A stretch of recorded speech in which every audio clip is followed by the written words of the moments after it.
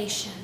I would guess that means that increasing acid levels in the ocean, and I would assume that that comes from chemicals flowing into the ocean. I would assume it could kill off coral reefs and have very, very adverse effects on the aquatic life in the oceans. Ocean acidification and hypoxia mainly affect smaller organisms and shellfish by lessening the nutritional value and making the shells thinner and weaker. People eat shellfish. I would assume that anything that's having a detrimental effect on ocean life that we then consume, it could have an effect. But just because it mostly directly affects smaller organisms doesn't mean it only stays there. The lessening of nutritional value travels its way through food web, meaning that not only does this have an impact on creatures during development, it means it affects them through all stages of life. And some research suggests that this effect could travel its way through the food web up to humans.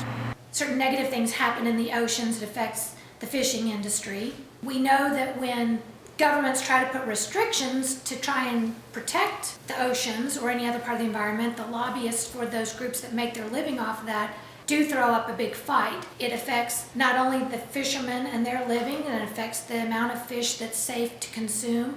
It also can affect beach towns whose economies depend on tourists. If they're not allowed to get in the water, they're not going to come. Protect the environment and also allow people to enjoy the oceans and people to make their livings. Not only is it having an effect on health, but it also affects human activities as well. For example, lots of Asian economies rely heavily on unregulated fish markets, especially for individual income. This means that unregulated and independent fishing are cornerstones of this market, and if they go away, then the market fails. However, this is leading to new developments in technology. Companies like telecom are working on smaller and more affordable ways for independent fishers to track and record their activity. As far as the current state of the world goes, when everyone was staying indoors and staying off the roads, things were actually looking up for a little bit, but then it came back with a vengeance. With more people remotely delivering, shipping and packaging is at an all-time high, and this hasn't been good for the environment, especially North America's west coast, which has been hit particularly hard. The increase in shipping, be it air travel, cars, or boats, has been a huge detriment to a large carbon sink like the ocean.